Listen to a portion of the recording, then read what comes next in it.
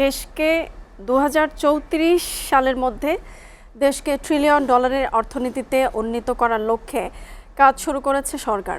শুক্রবার সংসদে এ তথ্য জানান অর্থমন্ত্রী আমির খসরু মাহমুদ চৌধুরী। আগামীতে বিদ্যুৎ এবং জ্বালানি খাতে ৩৬,০০০ কোটি টাকা ভর্তুকি দেওয়ার প্রয়োজন হতে পারে বলেও জানান তিনি।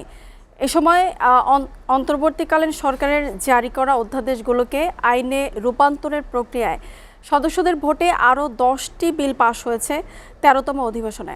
তাশরিক সঞ্চার প্রতিবেদন। মাননীয় সদস্যবৃন্দ, আমি এখন মাননীয় অর্থমন্ত্রী স্পিকার হাফিজ উদ্দিন আহমেদের সভাপতিত্বে ত্রয়োদশ জাতীয় সংসদের প্রথম অধিবেশনের 13তম বৈঠক শুরু হয় শুক্রবার সকাল 10টায়। মাননীয় স্পিকার, এতদিন বাংলাদেশের অধিবেশনের 300 ধারায় দেয়া বিবৃতিতে অর্থমন্ত্রী জানান ২০৩৪ সালের মধ্যে বাংলাদেশকে ট্রিলিয়ন ডলারের অর্থনীতিতে উন্নীত করা হবে। বৈশ্বিক জ্বালানি বাজারে অস্থিরতা প্রসঙ্গে অর্থমন্ত্রী বলেন ৩৬,০০০ কোটি টাকা ভর্তুকির চাপ সৃষ্টি হতে পারে।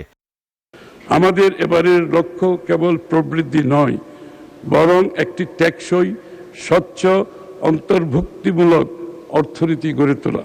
একটি ডাইনামিক ম্যাক্রো ফিস্ক্যাল মডেল উন্নয়ন করে ট্রিলিয়ন ডলার অর্থনীতিতে রূপান্তরের বিশ্বাসযোগ্য বাস্তবায়ন উপযোগী প্রক্ষেপণ করে সে অনুযায়ী সেক্টরাল বরাদ্দ নিশ্চিত করা হবে।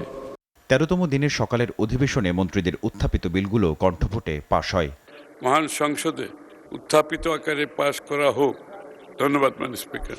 যারা এই প্রস্তাবের পক্ষে আছেন তারা হাঁ বলুন, যারা এই প্রস্তাবের বিপক্ষে আছেন তারা না বলুন। আমার মনে হয় হাঁ জয়যুক্ত হয়েছে, হাঁ জয়যুক্ত হয়েছে, হাঁ জয়যুক্ত হয়েছে। বৃহস্পতিবার অনুষ্ঠিত বগুড়া ৬, শেরপুর ৩ আসনের উপনির্বাচন নিয়ে সমালোচনা করেন বিরোধী দলীয় সদস্যরা। হিসাবে কিছু না বুঝে হ্যাঁ বলি, এইটা হবে অপরাধ। তাশরিক সঞ্চয়, SATV, ঢাকা।